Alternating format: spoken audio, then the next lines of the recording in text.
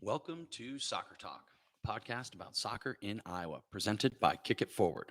Kick It Forward is a local nonprofit organization that strives to be a positive disruptor in the Iowa soccer community. Among other things, we promote accessibility, diversity, and inclusion at a grassroots level. Check out our website at www.kifsoccer.com or look us up on social media. This podcast is distributed on multiple platforms, including Apple Podcasts, Spotify, and Google Podcasts, even Stitcher. Plus, you can watch it on YouTube, which you should be doing now. Make sure to rate and subscribe so you don't miss any future episodes. This episode is brought to you by Zener Keener PLC. Zener Keener is a full-service boutique litigation firm in Des Moines, Iowa. The firm specializes in trials and appeals in all manner of complex cases. Zener Keener is a longtime supporter of Kick It Forward, and it's working in the community and throughout the state of Iowa. Find them at zenerkeener.com. We're your co-hosts, Ben Brackett and Blake Siebers, and we are here to talk soccer. That's right, Ben. All soccer, all the time. Welcome to the show. Good morning, good afternoon, good evening, Iowa soccer supporters. As I said, I'm Ben Brackett here with my good buddy and co-host, Blake Siebers. Siebes, what's up? Good morning, Ben. Cranking out the pods this week. We are. It's that time of year, state tournament time. Spring is kind of in full bloom. Summer's around the corner. I would guess the kids are pretty fired up because school's out for summer. So that's always. Well, I'm sure your kids are excited. Yeah, everybody probably is, right? Especially like a normal summer that everybody missed out on last year. Nothing was open, kind of stuck at home. And yeah, maybe even better than a normal summer, like a magnified summer because everybody's so excited. It's that sort of theme sticks with it. We've been seeing for some of these Substate games, pretty decent little crowds coming out, which at the beginning of the season we weren't seeing. I think the games were a little less attended. Might have had to do with the weather, but we got to take in another Substate game last night. Saw my Valley Tigers take on the Ankeny Hawks. Yeah, and you kind of you talk about the fans and atmosphere, and I think we may have missed out again on a couple other better environments. It sounds like we're terrible at picking games of the week. We are. It's kind of actually disappointing that the Valley students didn't come out in full force, and then. Obviously we'll probably talk about it later, but I heard Waukee and Centennial brought a lot of noise, and then kind of under the radar a little bit, Bondurant and whoever they played evidently was the whole community came out, it sounded like. So I would have to say that's great to hear. So let's talk a little bit about Ankeny Valley. So last night was, let's set the stage. Last night was the Substate final in central Iowa, I guess all across state, but we focused on the three local matches. Out in Johnston, Dowling was visiting them. I think that was Substate number 2. And then Substate number 3 out in Waukee, am I on track here, is Waukee Centennial. And then we actually went out to Substate 8, which was Ankeny at Valley. I think this is something we'll talk about at the end, but the rankings and kind of how everything shook out was kind of interesting. Regardless, the only thing you can do is play the games put in front of you. So I think that's what Valley and Ankeny did. Yeah, and so Valley beat East, and sounds like a pretty competitive semifinal, 2-0, and then Ankeny topped Ames, the Little Cyclones, 1-0. So that's kind of how they met here in the final 1 seed versus 2 seed. Yeah, and if you've been paying attention at all recently, we kind of like the big name on the stat sheet for that game was Jaron Obia, senior for Valley Tigers. We had him on for our player spotlight a couple episodes ago, so check that out if you are interested at all. He's a upstanding young man. Did he score twice last night or just one? Definitely scored one. Well, Blake's pulling up the stats. Regardless, he was sort of like the player to watch going into the game. I think Ankeny on the other side of the ball, young team, but a team that, as we noted in some of our previous conversation, a team that's pretty tough to beat and doesn't ever get really like blown out by anybody, even if they lose the game. They had a lot of close matches on both sides, winning and losing. So being in a tight game was something they were going to be ready for and used to. And I think Valley, on the other hand, maybe not as much as often. Yeah, and I mean, have to bring it up, like Ankeny topped Valley earlier in the season, so a little revenge game for the Tigers. And yeah, I mean, Obia's got 33 goals leading Class 3A in just 19 games. So need to say he's having a good year. Yeah, that's okay, I suppose. So, and maybe the other thing, just mention, you've got first year head coach for Ankeny, Marcus Varnum, taking on like 30th year head coach Aziz Safar. And it's funny, when I was listening to Aziz doing his little halftime chat with you, Blake, it sounded like something I'd heard about 20 some odd years ago. From him on a maybe like a KCCI interview or something like that. But made me a little nostalgic. Yeah, it's the old 2 zeros we talk about it, the safest lead or the best leader. It's like, no. Yeah. But yeah, it was good. So yeah, we got there. I mean, probably the best night of soccer we've seen. Temperature wise, weather wise, absolutely beautiful. No wind. I don't know, if they watch our weather report, about 72 degrees at kickoff, and it stayed in the high 70s throughout the game. Yeah, definitely. So let's talk about the game a little bit. I mean, I had a little pickup soccer myself last night, trying to stay fit, which is not going great. But I got there at halftime. Valley was already up at that point, 2-1, 2-0, and they had just scored right in the last like 5 minutes of that first half, right? Yeah. So Valley's got we talked a little bit about the atmosphere, the environment that was unfortunately not great, but they do have a cool setup. I mean, they got obviously on the turf, but they've got a proper size field. And then they've got a good little, we sat up in the church parking lot there overlooking the goal behind the scoreboard, which kind of made it enjoyable. And so Valley is attacking down that at the scoreboard there, which would be on the south side, I think, south end. But there was in Valley was definitely on the front foot and had the control of the first half. And about halfway through, Obia gets kicked in the box, goes down. Like you could hear him get kicked and no penalty, which, I mean, again, everybody I thought it was saw it. If they couldn't see it, they definitely could hear a whack.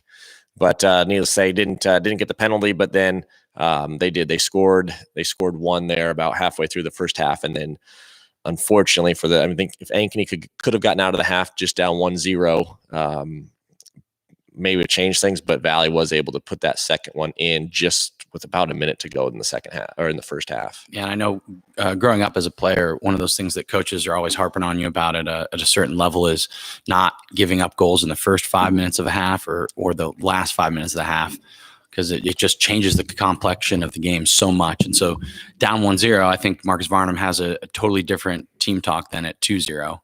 And I'm sure Aziz does as well.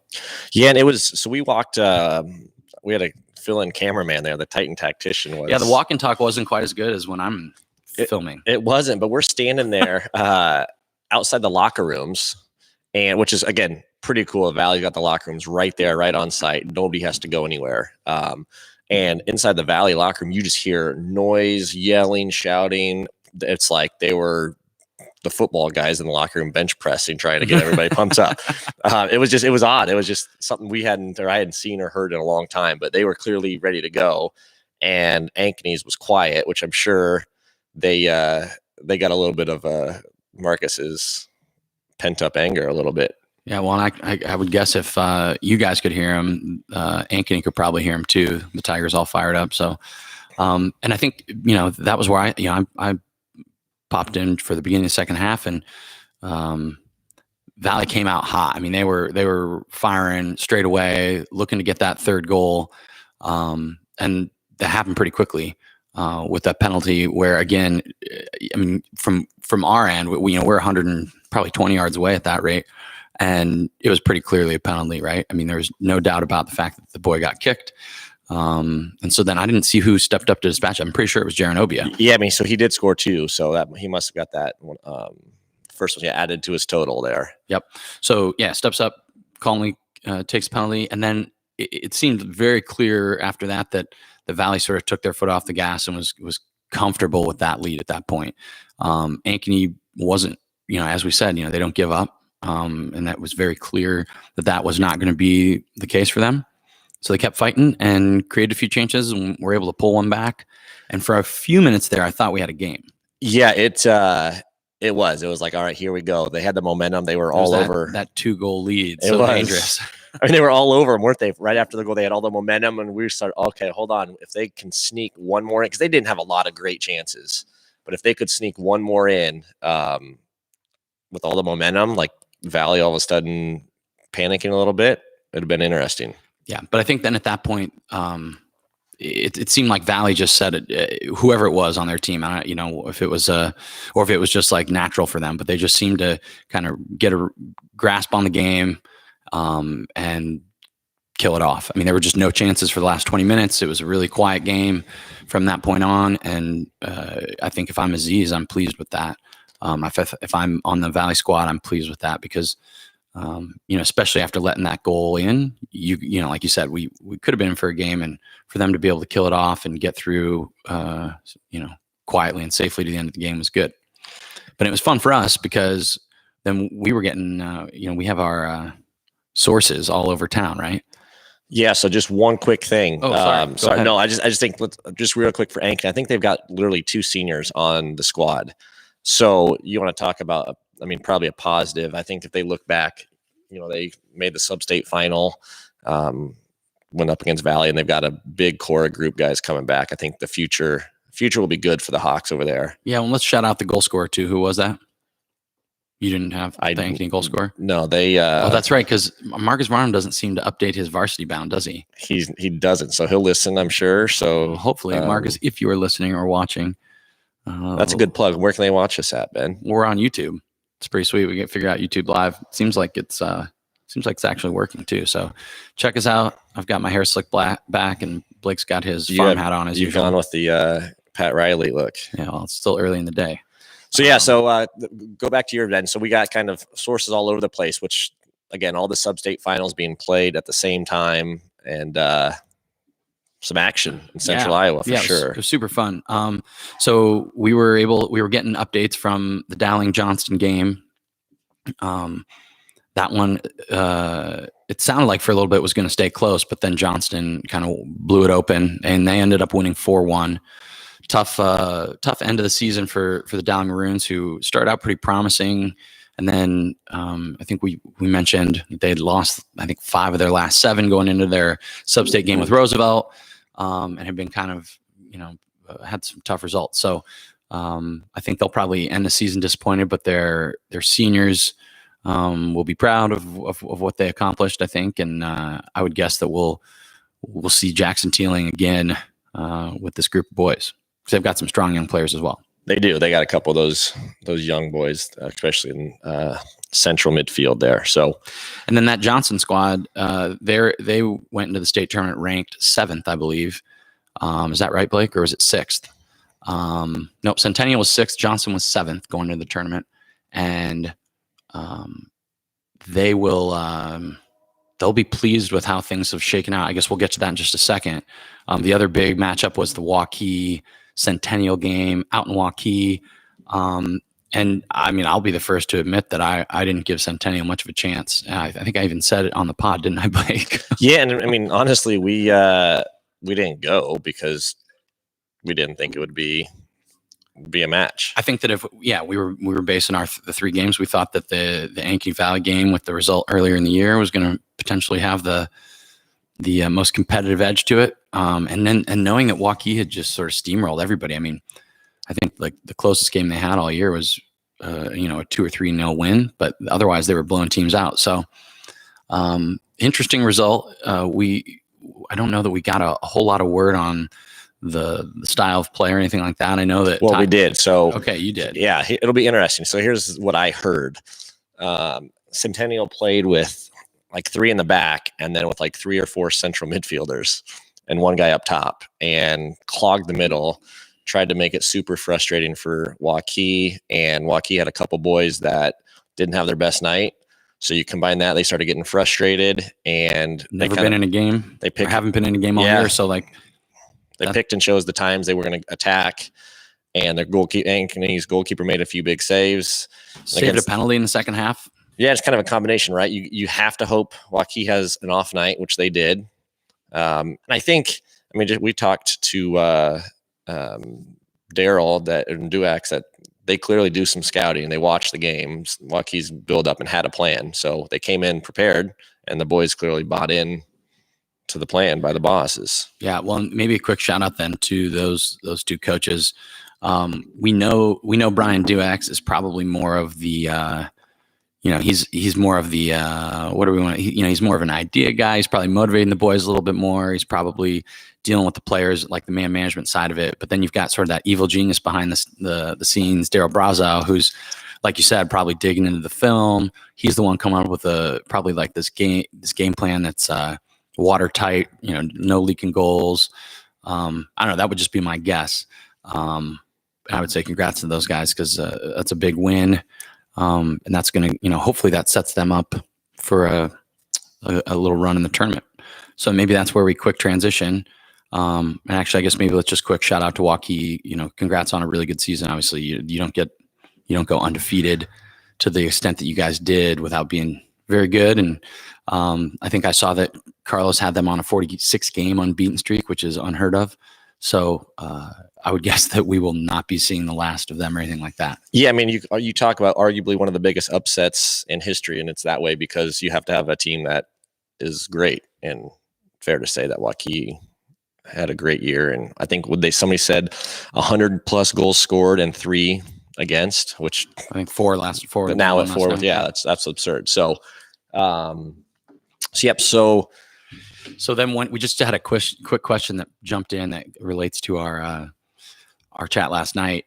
Is 2-0 the most dangerous lead in soccer? We've been asked on our YouTube live chat, which let's entertain them for 30 seconds here. What do you think, Blake? No, a 1-goal lead is the most dangerous because if you give away 1 goal, you're all of a sudden tied. So for all of you, either like not soccer people, or if you just don't know why this is a thing because you never heard Aziz talk about it at any point, 2-0 is believed to be a dangerous lead because the team leading is generally a little complacent, and on the flip side, the team who's down 2-0 is probably a little fired up. So if they can change that momentum, get that goal to make it 2-1, then all of a sudden you're on the back foot, and you never know what happens at that point. But kind of silly because it's definitely 2 goals can be a very comfortable lead if you do it right. And as you saw Valley do it the other day, when they were up, but at 3-1, they were able to kill the game off with a 2-goal lead. So anyway, let's talk about the state tournament and the rankings. I'm assuming you've got those pulled up, Siebes. So interestingly, I'm just kind of going off the top of my head and knowing the central Iowa teams, but I know that Waukee was ranked first going into it. Valley was ranked 4th. Why don't you just give us the rankings, maybe just through the top 10, Blake? Yeah, so you got Waukee at 1, Prairie at 2, Iowa City West at 3, Valley at 4, Pleasant Valley at 5, Centennial 6, Johnston at 7, City High at 8, Bettendorf at 9, and then Cedar Falls at 10. And I should throw probably Sioux City West in there. Yep. Because they made the state tournament. They come in at 11. Okay. So then when we're looking at those matchups, which I'm trying to pull up on my phone, and I probably so it's interesting. So I think I don't know where you're going. You got the 1 seed is all of a sudden Iowa City West, who is ranked behind Prairie. They're currently ranked 3rd in the high school standings. So they jump them to get the 1 seed. Again, the question is probably who determines the seeding. Is it the High School Soccer Coaches Association for the seeding for the state tournament, or is it the High School Athletic Association? I'm assuming the Athletic Association because they jumped them. Yeah. So then you've got, so they play, Iowa City West plays Cedar Falls. Sioux City West. I'm sorry. That's Sioux the City 1-8. Which actually tracks and makes sense, other than that Iowa City West maybe should not be the 1st seed, but it sounds like Sioux City West should be the 8th seed going into the tournament. Correct. Okay. So then we go from there. The next game in the opposite game is opposite at the bottom. No, on this bracket is Ankeny Valley. Then Ankeny Centennial Valley, and that's the 4 seed against the 5 seed. Valley maintains the 4 seed, correct? Correct. And Ankeny is the 5 seed after having knocked off the first ranked team. And if you look at their rankings, high school wide, like the high school coaches rankings, they are probably underranked based on a lot of their results. Would you agree? Yeah, and I think it's weird because like you said, Valley keeps the 4 seed. However, Waukees lost. So to me, if I'm Valley, I said, hey, we should be the 3rd seed. It would make sense. So then you've got the next game down is Prairie. Go ahead. Prairie, which is the 3 seed. Mm-hmm. They take on, which again is, so they drop a line and they take on Pleasant Valley, which is the 6th seed, and Pleasant Valley's 5th. So okay, got that. And then the bottom game there, Johnston as the 2 seed. So Johnston jumped shot from up 7th to 2nd. Yeah, and they no bad things to say, but they beat Urbandale in overtime and arguably should have lost, being down 2-0. And then they beat in the final, Substate final, right? Dowling. They beat Dowling, who's ranked 14th. And on a big was on free fall. And then Johnson plays who? Cedar Falls, who is the 7 seed, and they're ranked 10th. Which Sure. Bettendorf is out. Iowa City High is out. They didn't make it. So probably fair seed for Cedar Falls. But again, interesting. I love the Drags. Frizzell must be buddies with the seating committee. Well, and I wonder too, like, I know in college, a lot of times they put an emphasis on the strength of your schedule and who you're playing against. And I think that you might, and then so like if you're beating teams in the top 10 versus losing teams in the top 10, I think it'd be really interesting to go back and look and see, if you're talking about just those Central Iowa teams and that kind of weird seeding that we're seeing. I mean, Centennial and Valley, who won that game? I'm pretty sure that was a Valley win. I think that Johnston and Valley played. Valley beat Johnston. Yep. So I think the Valley should feel confident in their seed and maybe should have a complaint that they should be higher. But then I think Centennial, how did Centennial Johnson shake out? Do we know the answer to that? Johnson had to beat them. So I'll pull it up. I mean, so I wonder if that comes into play. So Johnston against Ankeny Centennial have not played each other yet.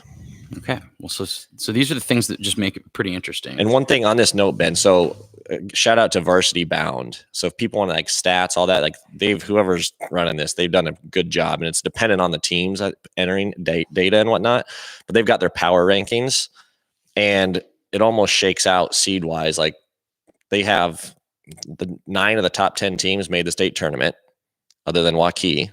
And then it is Iowa City West is 1, Prairie is 2, Valley. So again, you have the outlier, the Drags, as the 6th power ranked team. So whatever that is. I think that maybe that's where we leave it. I mean, obviously we'll be out there next week, hanging out underneath the Kick It Forward tent, probably watching, all sorts of games. So feel free to come touch base with us and check in and say hello.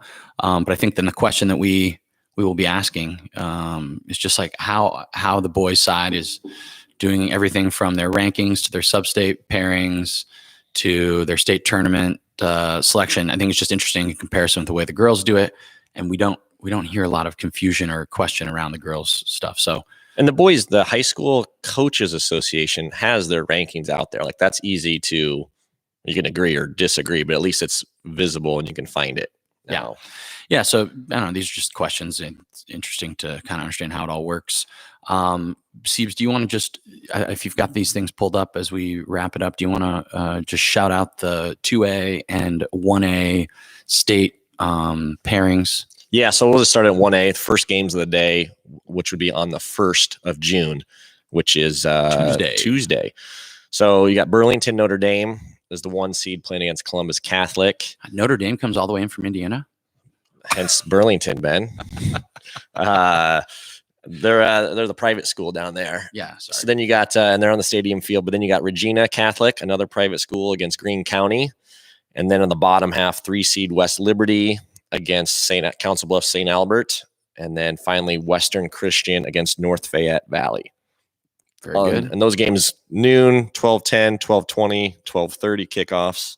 Did I miss, did I just space out? Who are our Central Iowa folks there? Any? I mean, I would say Greene County is the closest.